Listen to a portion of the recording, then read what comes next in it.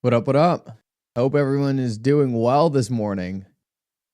Definitely some interesting things to cover. It looks like the market's getting some momentum, setting up the live stream right now. So we'll go over to CNBC, and then once that's set up, we will jump right into it. But appreciate everyone for being early. And if you are, make sure to smash that like button.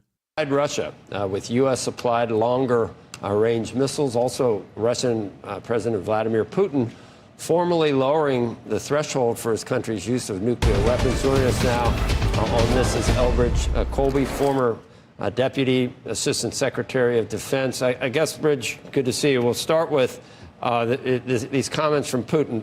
To be expected, given that the Biden administration okayed the use of these, is this, the response that you would have? It's not necessarily a huge escalation, I would hope, from Putin, but just kind of a quid pro quo for that move.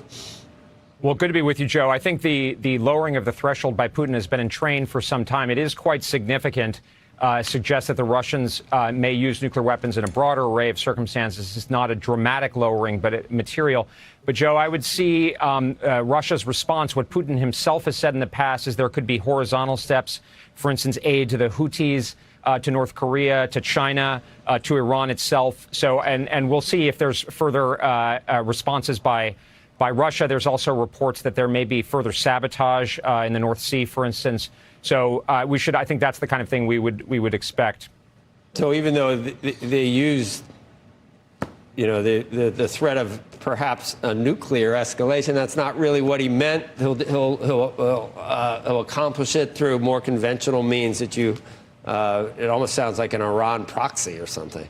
Well, there's that. But also, Joe, I think this is something to underline is how badly the situation is going. The Deputy National Security Advisor to President Biden said yesterday that the situation for Ukraine is extremely difficult. This is after 3 years of the Biden administration policy, and that Russia is continually upping the ante. And so I see the Biden administration's decision here, which is bizarre and I think inappropriate given it's in the transition period. The American people elected President Trump on a very different policy platform. It's kind of like a reductio ad absurdum of the Biden administration policy, because the New York Times is reporting that the Biden administration doesn't even think it's going to make a big difference, that neither the Ukrainians nor we ourselves have sufficient ATACMS in the inventory to really make a difference. And, the FT's reporting and other sources this morning that the Ukrainians have used it. The Russians have already moved a lot of their forces. They've adapted to this possibility. They're claiming they've shot down several of the ATACMS. We don't know. I'm not saying it's nothing, but it's a significant escalation on our part where we don't really think it's going to make a difference. And so it's, I think, a real, as I said, expression of the Biden administration's kind of symbolism over effectiveness policy that I think President Trump, we need to come in as soon as possible to deliver good results for the American people and, frankly, our allies. What was the rationale then, do you think, that it's almost like a last gasp for sort of an all-in for Ukraine from this administration, just to contrast it? It's not even all-in. It's not even, it honestly doesn't make a lot of sense. Symbolically, that's what they're saying. We're still helping Ukraine. Wait till Trump gets in here and pulls the rug out from Ukraine.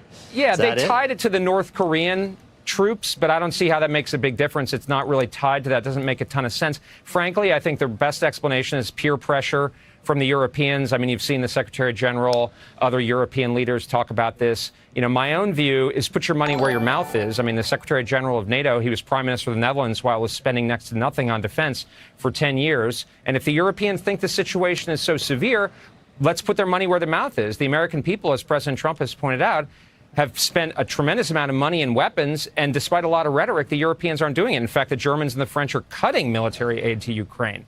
So what's happening here? So I think trying to make peace and getting the Europeans to step up is the right policy proposal, and I think that's what I don't speak for him, but what President Trump has expressed. Bridge, was there a true shift in Europe from we need to see this through to, I don't know what the end ever looked like, but to now? Did they actually shift and say, okay, some type of negotiated peace settlement is in the interest of all of us at this point, whether it's ceding land that Russia already had? Did they really change? I think you see that happening. In fact, Chancellor Scholz spoke with President Putin for the first time in a while I believe yesterday or the day before. So clearly people see the writing on the wall, and the war's not going well, unfortunately, under the Biden administration and its European allies. So I think that's, people see that, and frankly, I think you're seeing movement from Kiev itself, from the Ukrainians, hopefully some receptivity on the part of the Russians. But if that's going to work, the Europeans are still going to have to step up to be able to support the Ukrainians. You know Pete Hegseth, Bridge? I know him by reputation, and I, certainly admire his service to our country, his commitment to President Trump's kind of America First foreign policy, his connection with service members and so forth. So, but we don't have a close personal relationship or anything like that. All right, do you expect you will? No presumptions. I'm just excited. Look, I mean, I think that, Don Jr. actually put something out earlier today. President Trump is putting people like Pete Hegseth, who's very qualified, great American patriot, served his country, very articulate spokesman, but who are going to implement President Trump's own vision that he got elected on. There's no mystery here. And that's, I think, what people should key in on. I don't make any presumptions. I'd be honored to help contribute to that cause wherever I am.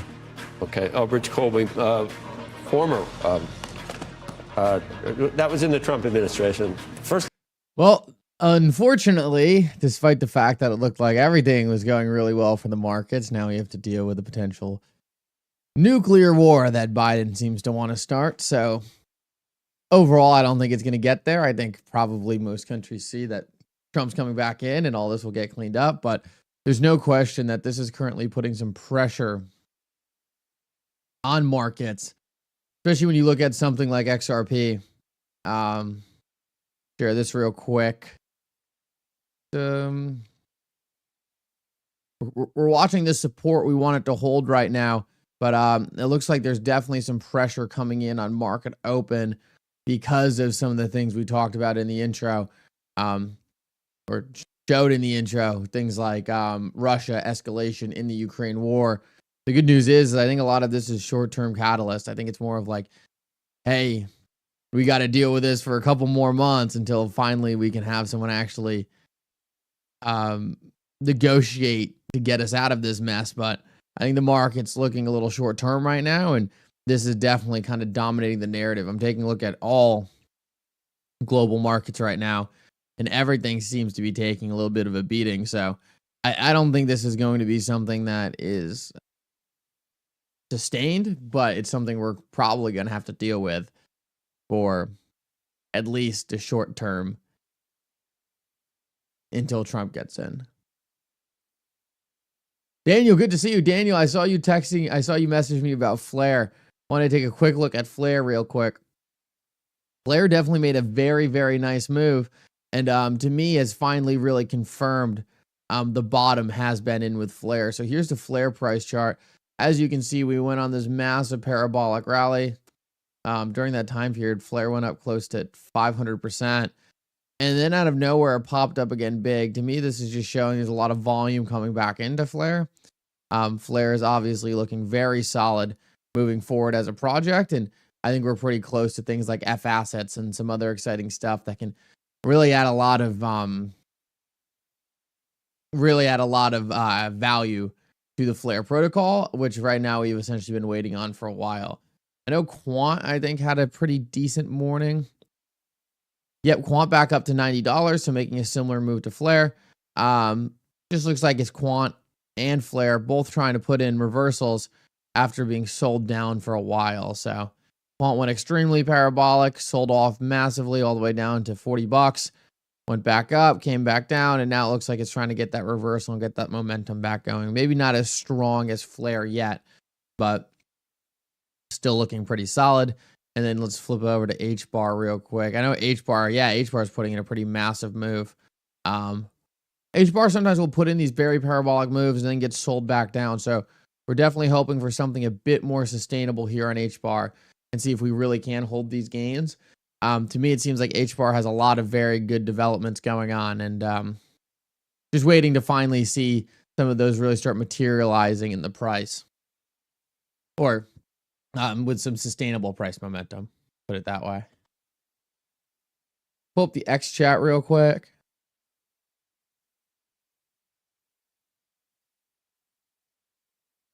Guys, if you're over on TikTok, if you're over on YouTube, make sure to smash that like button. Really appreciate everyone doing that. Gotta check X real quick because you can't. Don't want Mr. I giving me crap for not checking the X chat. So it looks like there's some issues on X again. I don't understand why this happens. Yeah, we're live on X, but it's not showing up in my profile. Weird. That's all right. We shall figure it out.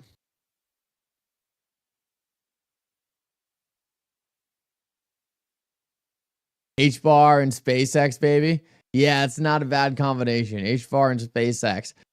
I personally don't hold any SpaceX private equity, but I think it's a very, very interesting proposition.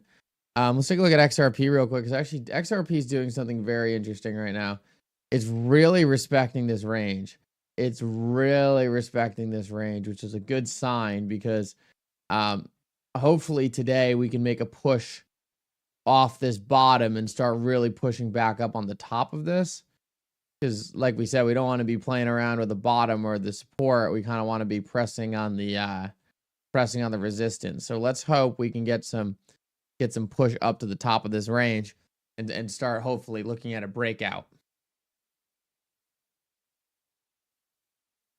We still have some big catalysts. We need Abs, good to see you, man. I got to see Abs at XRP Unleashed this weekend. It was incredible. It was a really, really good time. EJ Liberty, good to see you. Brandon V. Brandon, we have some sell pressure coming into the market right now, because essentially the Biden administration is having one last ditch effort to cause a nuclear war. I can't see him overly worried about it. I think it's a lot of rhetoric right now, and things will get cleaned up pretty soon when Trump comes in. But right now there is some fear coming into the market because of that.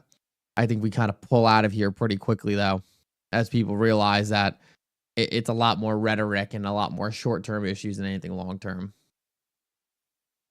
Tin2 XRP, it was a pleasure getting to meet you, man. That was awesome. Awesome, awesome, awesome. Really glad I got to see you.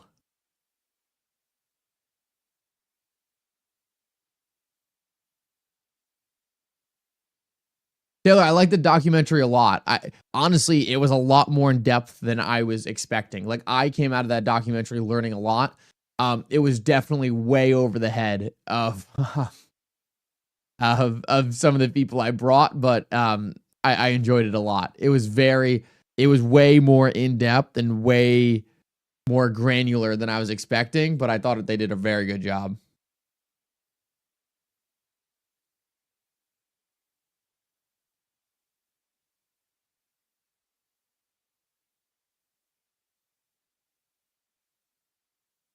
Bro, I'm still holding during nuclear warfare. Let's hope we don't have to get there. Let's hope we don't have to get there.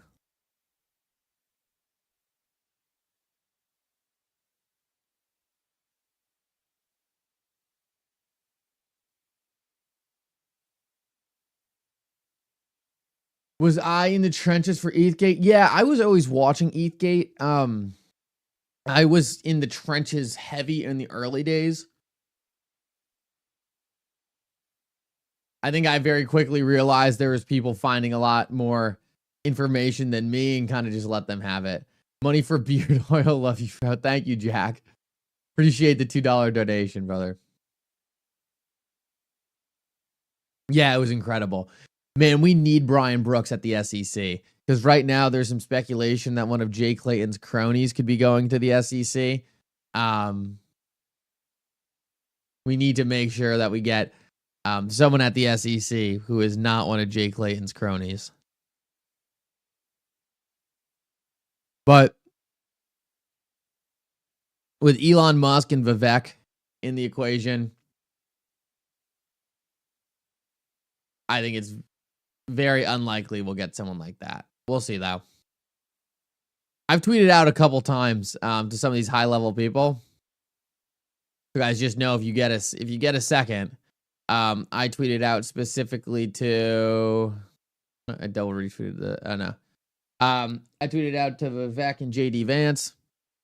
Tweeted out to Elon Musk. Tweeted out to Donald Trump Jr. So, if you get a second, make sure to go on X. And if you are on X right now, do it right now. Go retweet these, right? Like, I know people don't think these people will ever see this kind of stuff, but these people do. Just just the other day, Elon Musk responded to me. So just got to do what we can to make sure these things get seen. I will say one of the interesting notes from the documentary was it looks like XRP Unleashed has been put in front of the Trump team, and they've at least seen the documentary. So that should, in my opinion, at least start to push people away from the Jay Clayton line of thinking and hopefully towards the Brian Brooks line of thinking. But just important to make sure, regardless, we're doing our part to making sure we're going to places like X and dropping retweets, dropping likes on posts like that. Because, right, if we can get the attention of even a couple people, it's going to make a really, really big difference. Really big difference.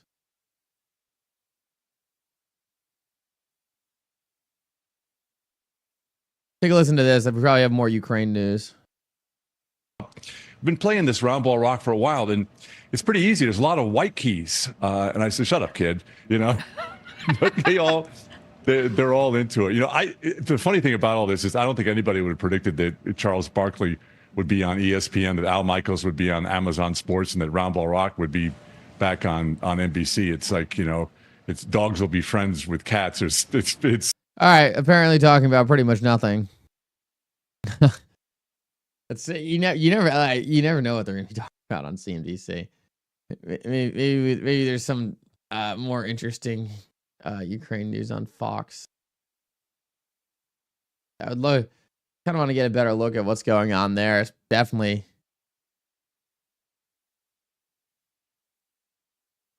one of the bigger things going on right now.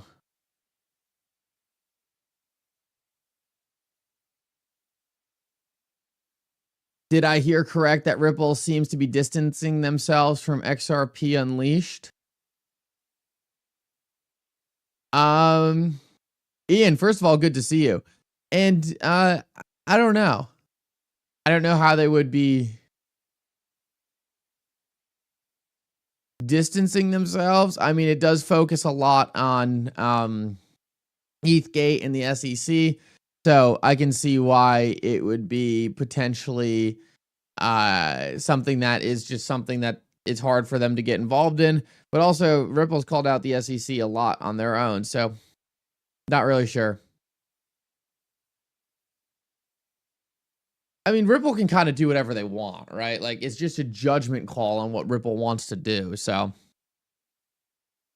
oh, here we go.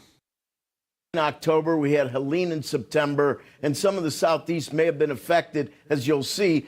Number 1,311,000 on starts at seasonally adjusted annualized units, and that follows a slightly revised 1,353,000. So we're down, what, 3%-ish? That is the lightest rate since July, and that July rate on starts, of course, was the weakest going back all the way to 2021. So we want to be very careful here and point out that, you know, it's also between single and multifamily, 16 home sales due to interest rate levels and landlocked owners really have been underperforming. So, you know, single family new construction has been kind of the star. The percentage of those homes has grown over historic standards. And if we look at permits, they were also down 1,416,000. That follows at 1,425,000. So less than a 1% drop, but still also the lightest rate since July. We want to continue to monitor this. And if you recall, you know, close your eyes and envision a chart of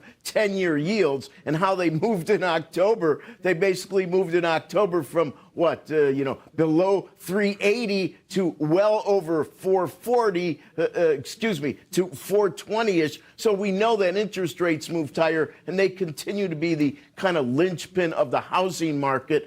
We do see that rates haven't moved much, but they were already down coming into this number, Joe. 422 and a 10, that's down a half a dozen basis points, a very parallel shift on the yield curve. 10s are down about a half a dozen basis points as well at a 435 yield. And this consolidation we've seen in closing yields on long-dated treasuries is starting to slip a bit. You know, we had 4 sessions in a row where we were closing between 442 and 445. Yesterday, we're a bit lower, and it looks like we're losing a bit of that momentum. It doesn't surprise me that 4.5 has been a bit of a breaker for 10-year yields, but I wouldn't look for a huge amount of retrenchment. Back to you.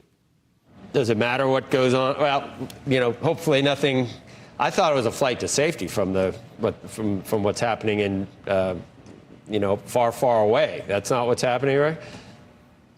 Well, I do think that there is some of that in there. And actually, with the counterfactual not known, what you bring up is a really great point. If we're hovering right now, still very close to the mid 430s in a 10-year with that effect in, what happens when it turns around a little bit? I just think that the scale of interest rates, especially from 7s out to 30s, has really stacked up a little bit. And I continue to point to the fact that 2-year note yields are going to reflect more of the sentiment of the Fed, even though they may not be easing as much as we anticipated, let's say, a half a year ago. I think that feel-good presentation that the Fed will give about the easing cycle will continue to keep short rates a little more well-behaved than long end. Who'd make the best Treasury Secretary, Rick? Oh, I don't know. I haven't gotten that phone call yet. I'm a little surprised. I was wondering. I know. No, but who? What a treasury. Yeah, out of the ones you know, is there one you want the most hawkish Treasury Secretary, but strongest dollar guy or gal? Well, I just hope it's not a labor economist right off the get-go, I would think. I don't know. I kind of like our buddy, our old buddy from CNBC. I think Kudlow would make a great Treasury Secretary. That's interesting. All right. Free markets, best path to prosperity. I say that a lot, too. That I got a little bit of it. I think he tried to trademark that. All right. Thanks, Rick. Diana Olick joins us now with more on those, not on the Treasury Secretary pick necessarily, Diana, but, if you want to opine on that as well. No, I do not. I'll talk housing, though, Joe. How's that? Look, I want to continue on what Rick was saying about the mortgage rates during October. We started with the average on the 30-year fixed at around 6.2. Yeah, I mean, I don't really care that much about that side of things. I would like to get more news on this Ukraine situation, but apparently, in classic American media fashion, it's kind of hard to find anyone actually talking about this right now. Over on Fox, they're not really covering much of that at all. So, I don't know. Keep the lookout. Keep our eyes on stuff. XRP still consolidating. Not much going on there. Wanted to share this with you guys real quick. I guess we'll take a look. There's actually a betting market for who will be the new SEC chair. So I want to take a look at that. Let's see, SEC.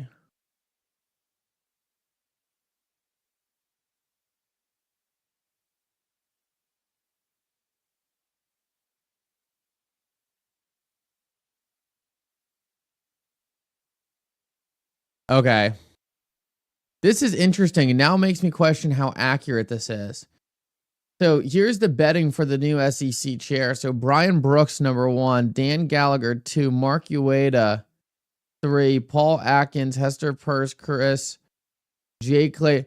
Like, this list to me doesn't look that good. Not that it looks bad in a bad way. They just don't even have they don't even have the guy that so many people have been betting on could be one of the people. So it just doesn't seem like to me this betting market is very accurate because it's missing one of the most talked about people, unless that person's just not really Jay Clayton's friend. Unless this, how is Jay Clayton even on this list? Like Jay Clayton, Chris Concarlo, and Hester Peirce literally said it won't be them. So I don't know how much I trust this betting market, actually. I was taking a look at it yesterday, and I was looking at the top 3, but now that I look farther down the list, it's kind of like, I don't know. Seems like it has some probably outdated or inaccurate information on it, especially since the guy that everyone's worried about, Jay Clayton's friend, doesn't even seem to be making the list. Oh, Drop was listed on BitTrue the other day. Congratulations to everyone in the Drop Army. Appreciate the Drop Army for always showing up here. And because of this, I will give a little drop shout out. Why not? Take a look at the drop chart. Listed on BitTrue is definitely a big development. So congratulations to everyone holding drop. I really hope it's Brian Brooks. Taylor, the only thing I've heard about Brian Brooks is the problem with Brian Brooks is that means he can't go to the Treasury. So there's only so many Brian Brooks out there. Here's the drop chart, and this is something I've talked about, forming that nice rounded base. Looks very, very positive for drop. Being able to confirm this rounded base and hopefully make a move to the upside. Yeah, Dan Gallagher would definitely be good. Anyone but Stebbins. Literally anyone but Stebbins. Literally anyone. And I was actually talking, and I don't even think Stebbins, like, even though Stebbins would be probably my last choice, I don't even know if he would be that bad, because here's the thing. Stebbins is going to be forced to do whatever Trump says, and a lot of these people are like chameleons, right? Like, they'll be anti-crypto, and then they're told to be pro-crypto, and they'll be pro-crypto. So Rosie Rios for Treasury Secretary. Let's run it back. That'd be so funny. If when she was working at Ripple, they put her at the Treasury. That's the biggest thing I'm hearing. It's like there's only so many positions Brian Brooks can be in. So obviously, I'd like to see him at the SEC. I'd like to see him at the Treasury. Candidly, selfishly, I think I would rather have him at the SEC. But I also understand people saying that he'd be better at the Treasury just because it's a little more impactful for the crypto industry. But I just want to be out of the Ripple SEC case. I want it settled, and I think Brian Brooks would do that.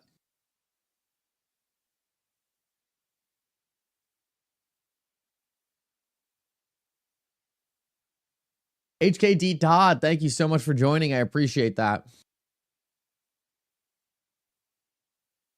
The Sheila Bear news is huge. You just mean her being on Ripple stablecoin team, right? Oh, yeah. No, absolutely. And it's so funny that people have been so misinformed on Ripple for so long. Crazy. Crazy that some people can't see something that's so obvious. And Taylor, I'll share with the chat because now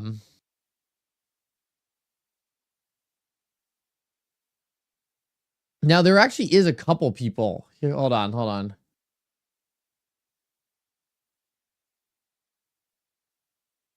There's actually someone else on Ripple stablecoin team, Taylor, who's also a monster. So I want to share who's on Ripple stablecoin team. If I can find it.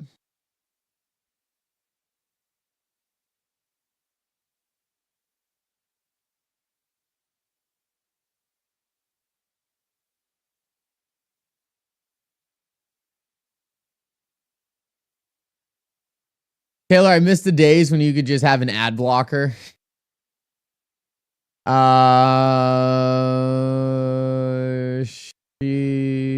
Sheila Bear.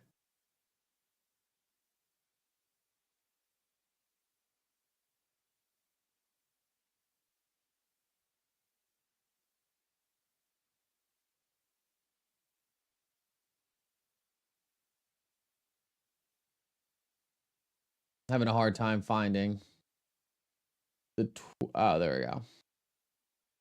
A little bit of a misspelling. Un momento.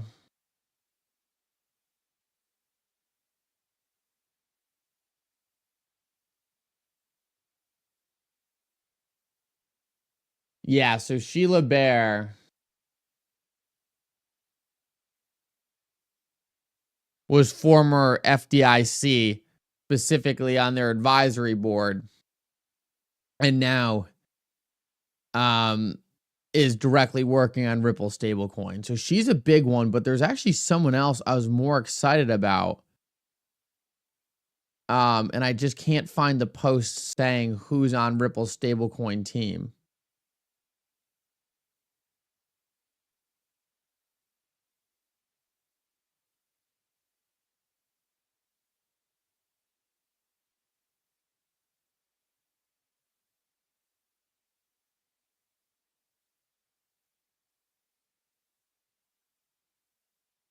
Oh, David Puth.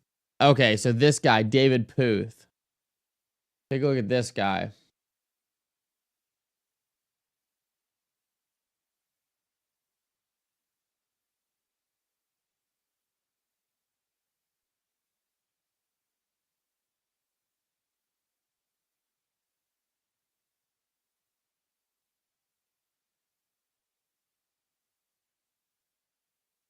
Un momento.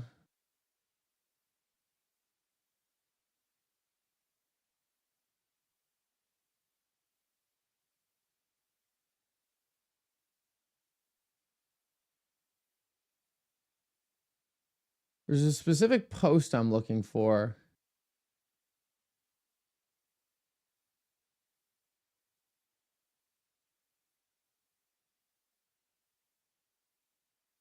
X's search tool can be so bad. It's so hard to find information sometimes.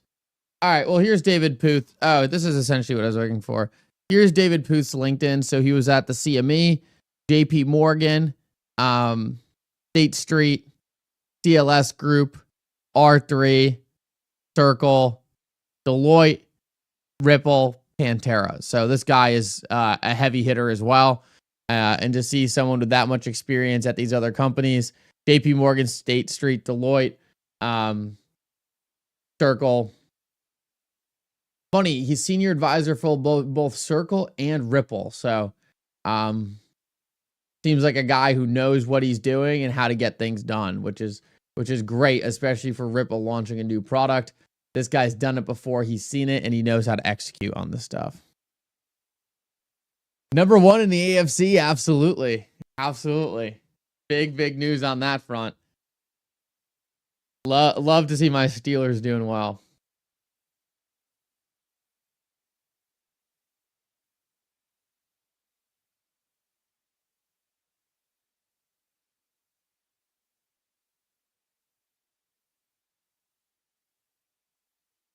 Lauren, absolutely. It was a ton of fun. Really enjoyed it and appreciate you saying that.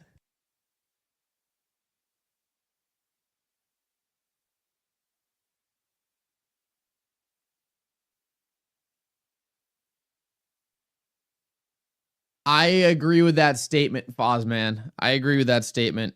I don't think it's going to be tomorrow, but I think the general direction is that XRP will be a lot higher than most people truly think is possible.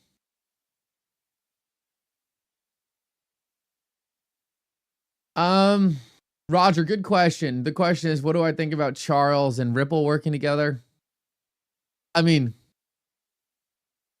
I think it's cool. I'm not a huge I don't know, I'm not a huge ADA guy. To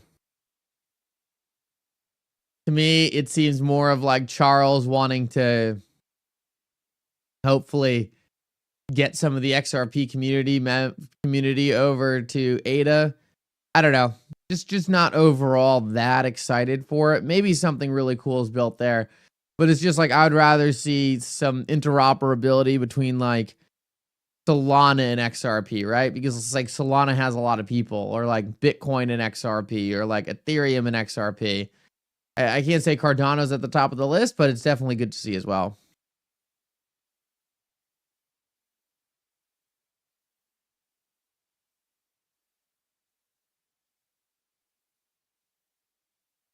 Sold your bag of ADA for XRP? Yeah, I've sold a couple of bags of spare coins. Last night, it's funny. Last night I was actually digging around and trying to find some old wallets and pull them and put them into XRP.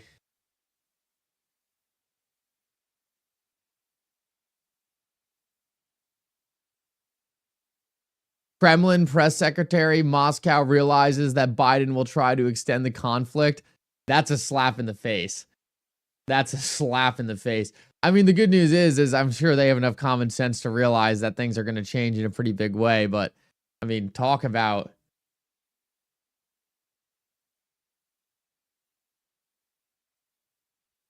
Moscow Exchange says suspends trading on derivative market? What is going on? Things about to get crazy? What is wrong with the Biden administration?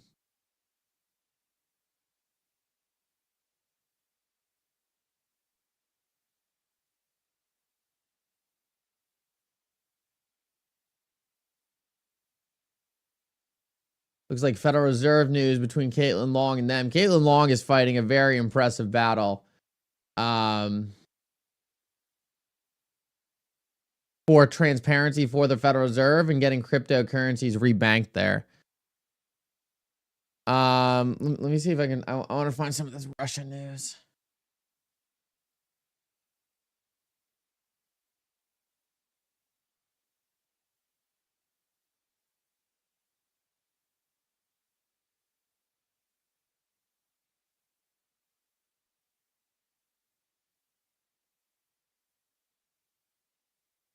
Oh my God.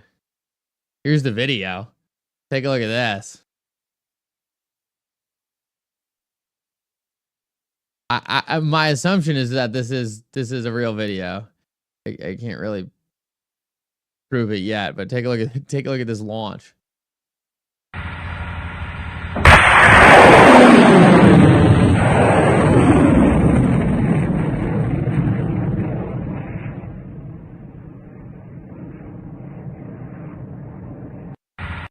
Crazy. Crazy, crazy, crazy.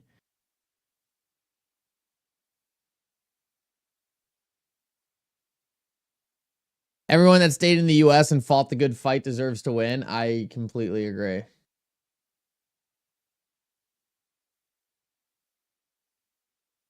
Oh, also Andrew Tate just won his case. So Andrew Tate won his case. Case is dismissed. So he's out.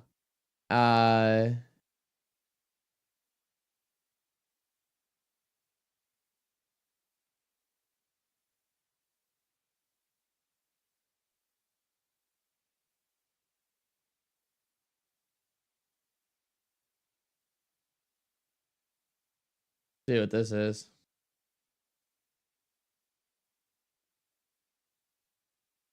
If the USA and UK launch a coordinated missile attack on Russia, destroying all major cities and killing President Putin along with the entire military leadership, Russia has a backup system in place for retaliation, the dead hand. This automated system is designed to respond to such a scenario. Sensors across Russia will collect data on radiation, heat, and seismic activity, confirming a nuclear strike. The system will then await instructions from Moscow's command center. If no response is received, Dead Hand will assume the leadership has been wiped out. At that point, the system will autonomously launch approximately 4,000 nuclear missiles at the USA and its NATO ally, triggering global devastation. Destruction will be widespread, ensuring that even in death, Russia retaliates.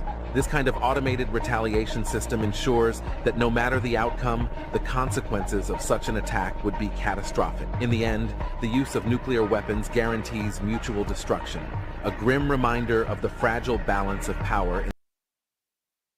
Damn, that's crazy. I actually didn't know about that. I actually had no idea that was a thing. Well, what an optimistic way to start the morning. Biden trying to put us in nuclear war. Like, can't you just... Maybe he should step down early. Maybe there's a case for him stepping down early.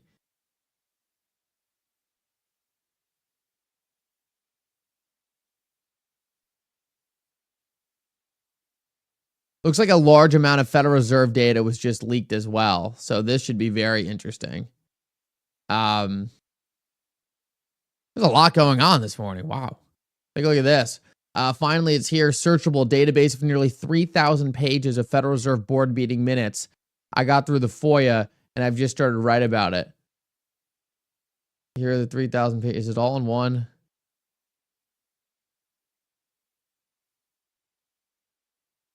Index of all minutes.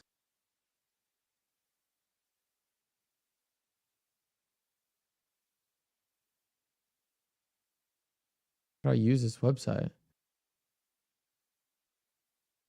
I just want to go in there and control F XRP.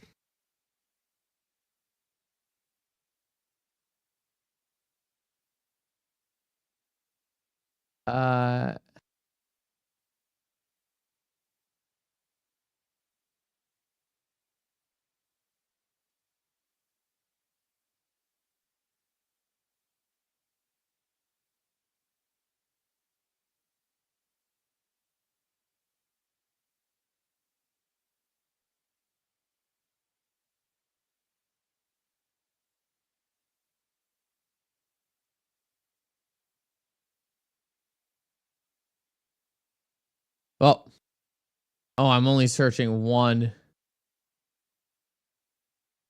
subset. I'm literally searching before Ripple and XRP ever existed. All right, I'm not doing this now.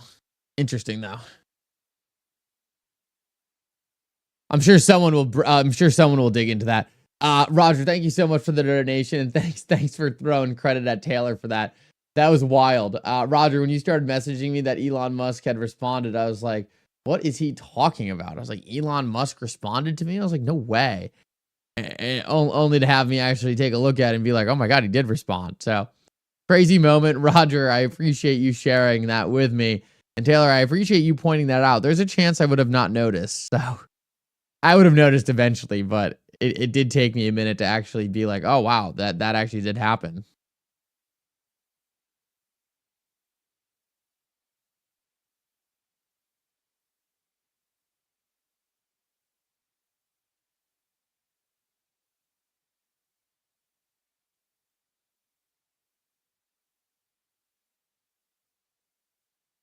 There's so much going on in the news right now. This is insane.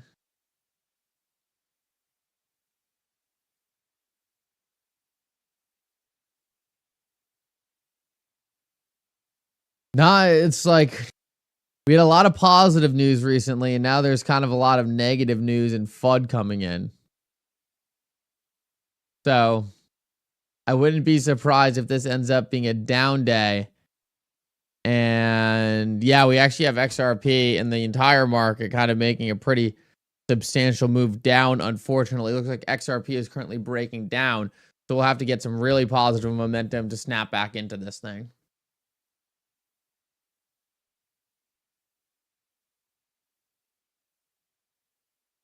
It is possible though, we haven't seen this entire thing play out. It is possible that this could end up looking a little more like this. So we'll keep our eye on this. We haven't really gotten a big move yet, but XRP definitely is reacting negatively to a lot of the nuclear news as well as other world events.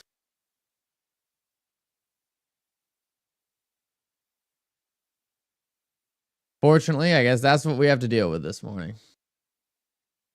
Can't ever be easy, I guess.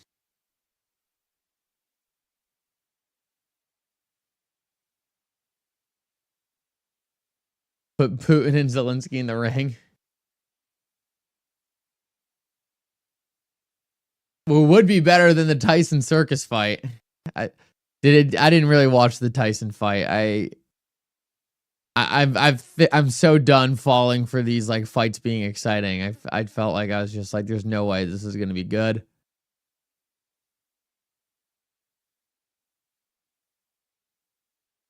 I don't know. To me, I've seen a lot of videos that kind of make me question how real that fight was. Definitely some suspect pieces there.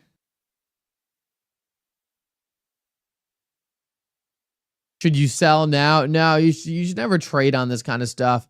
Guys, headlines move fast.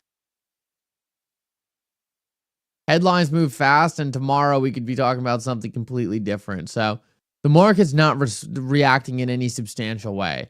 We're having like a short-term knee-jerk reaction from the market, but it's nothing overly substantial or something that makes me overly concerned. It's more of like, oh man, this is just going to be something we have to deal with in terms of a fear catalyst.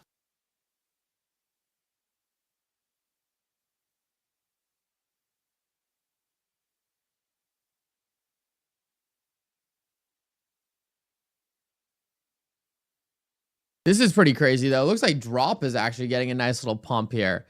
So Drop is pumping. If anyone wants to figure out how to get some Drop, description in X on my X page, there is a link for First Ledger. There should also be one in the description of my YouTube page as well. And I actually have a video on my YouTube page specifically talking about how to use First Ledger, but yeah, Drop is putting in a nice rounded bottom and starting to push up a little bit here. So this is interesting. Take a look at the entire market real quick and see if there's anything else pumping. No, it seems like in terms of the first page.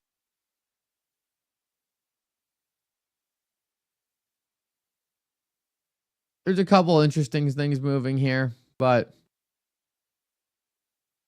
Drop and Pepe seem to be the big ones. If you are interested in the link in my X profile, you can use my link to get over to First Ledger.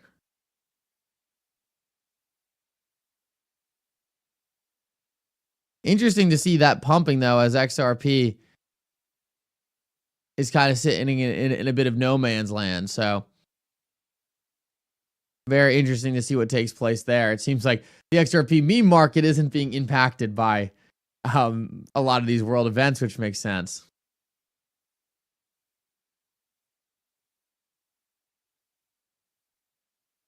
Looks like XRP is actually trying to recover now. Getting our first green candle. And that's what I meant in terms of we don't yet really know where this thing bottoms. So we're just gonna have to feel that out as the day goes on. Maybe it looks a little more like this. Doge is up almost 7.5%. We can take a look at some of those other coins in the top 10.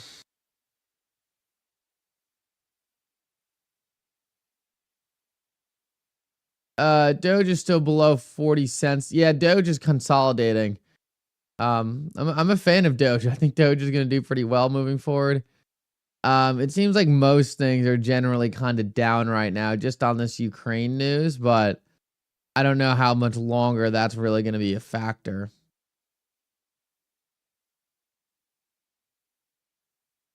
Don't fall below $1 again. Yeah, I think it'd be great if XRP can hold that dollar region. I think that's kind of important for XRP to stay above.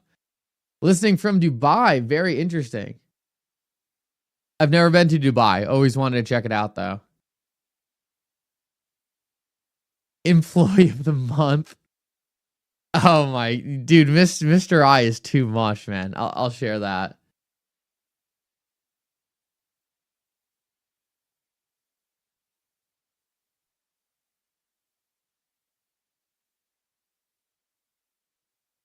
Yes. So this is what Mr. I made for me the other day. Little employee of the month black with this. I don't even know where he got this from. Freaking Mr. I, man.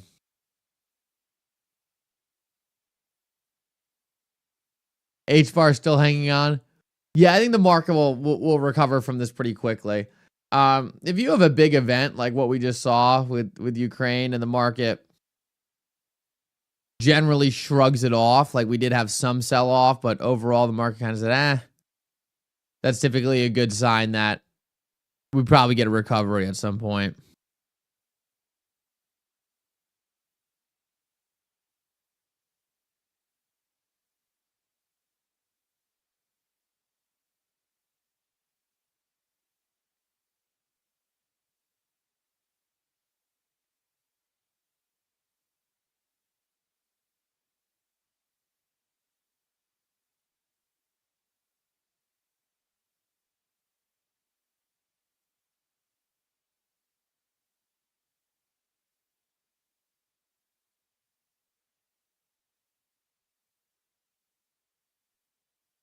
Keep monitoring the market. See if we get anything interesting here.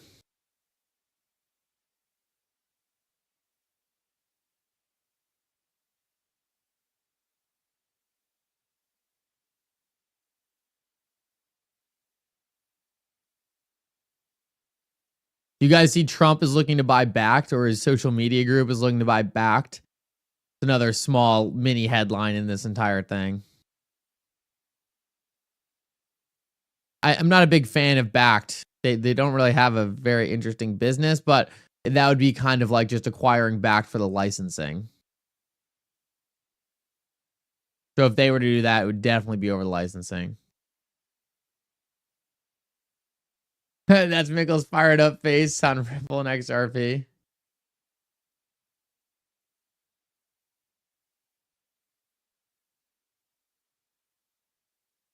Need to make a meme coin without. Oh man, don't say that too loudly, or there's gonna be a bunch of those meme coins up pretty soon. Shocked Mickle. No, that's funny though. Backed came up in the Eastgate days. Backed is also just like their company always had such a bad idea. Their company always had such a bad idea to it. So I was never a big fan of how Backed was operating.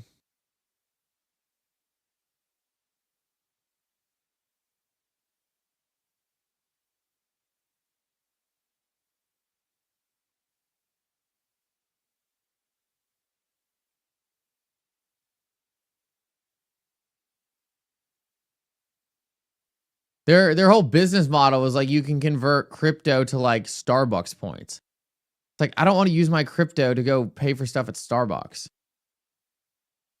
I don't know. The whole business model to me never made a lot of sense. The drop chart, keep a look on that. Looks like drop could be making a pretty big move pretty soon. So, Backed came up in the Eastgate days. Backed was missing episode 18 for MIT session. I do remember that. I didn't realize Backed was a topic of discussion there. Don't bet against Trump. Well, I think Trump will make better use of Backed licensing than Backed was making use of their licensing. It didn't seem like to me Backed really had a good idea of what they wanted to do with their business.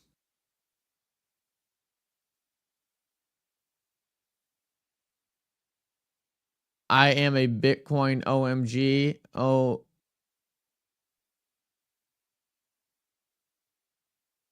Do you mean you're a Bitcoin OG?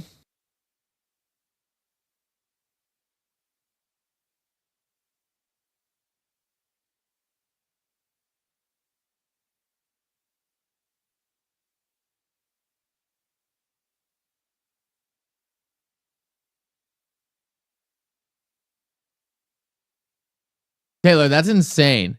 I need to see if I can change that.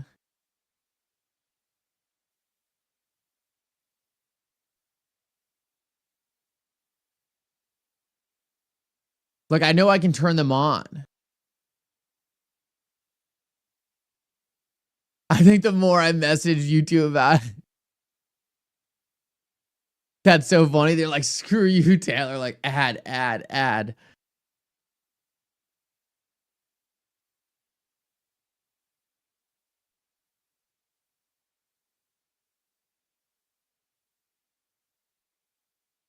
I feel like it's so random. I feel like it's literally random. It's so weird who gets ads and who doesn't. People tell me all the time they don't get any on the live stream. Or I wish I could like turn off ads for members. I guess that's like me cutting a bit into YouTube's revenue stream. So I guess that doesn't make a whole lot of sense. Yeah, drop looking pretty good. Kind of nice to have another, even with not a lot of money in it. It's kind of fun to have like another market just to watch on the XRP ledger because you kind of just get to make more XRP. Of course, if you're not losing on all the meme coin picks, you could also lose a lot of XRP. Crypto View. Oh, it was great to meet you in Boston and great to see some of the stuff you showed me as well. Awesome meeting you. Appreciate you coming out, and it was a ton of fun. Always appreciate getting to meet everyone and talk with everyone. It's always such a good time. XRP $2 before Christmas. Well, we got to get some better price action today because right now the price action ain't that great. But hopefully this is just a continued consolidation, and we really just need to see a move by XRP to get us back to about that $1.10 region.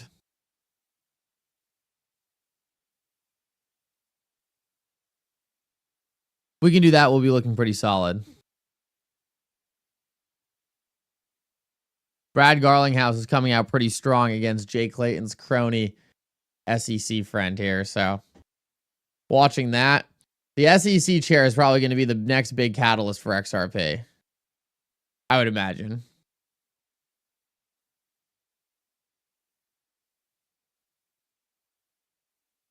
Crypto View. Take a look at Crypto View's comment. Take a look at Crypto View's comment. I don't want to say it on stream. Who knows what will happen, but take a look at Crypto View's comment.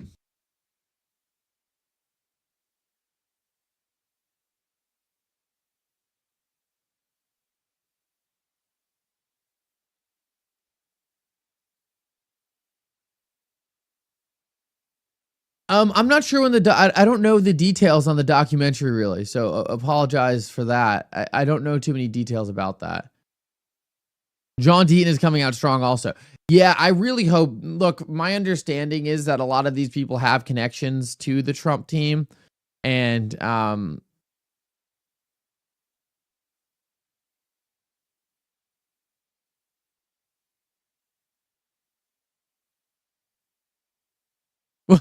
Biden official not surprised by Russia's nuclear announcement. What? U.S. indicates it won't respond, which is good, but like, why did... Man. Insane. Insane. Silver Days, good to see you. Thank you so much. Thursday drops for everyone. Okay, cool. Taylor. I'm convinced Taylor knows everything.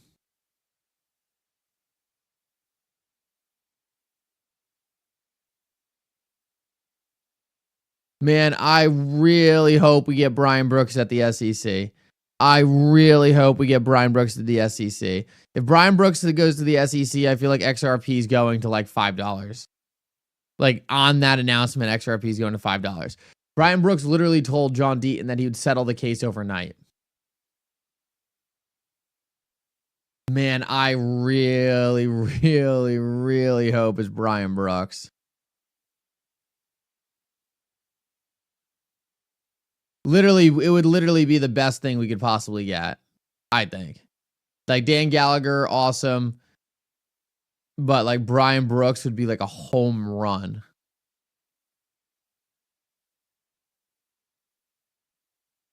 I wonder if I can find the video.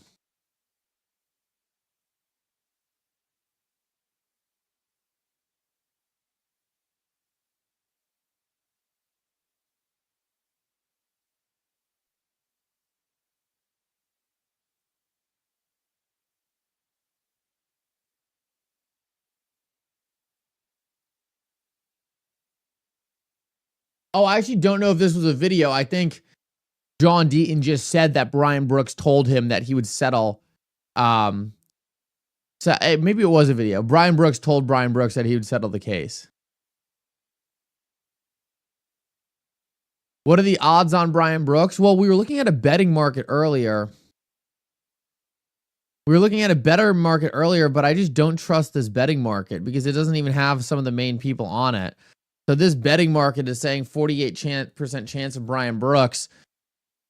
But I don't know how much I really trust this betting market, to be completely honest with you. I want to trust it, but it's like missing Jay Clayton's friend, who everyone's scared of becoming the new SEC chair. So the fact that Jay Clayton's friend is even on this makes me question, like, everyone's talking about him being a real possibility if he's not even on this betting market. Like,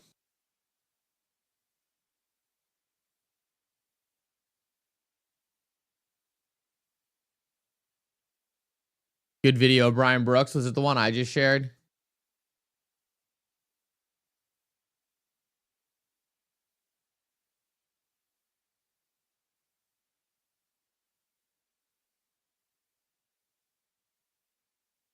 Debbins. RLUSD stablecoin soon. They're waiting for New York to approve, but from my understanding, it should be pretty soon.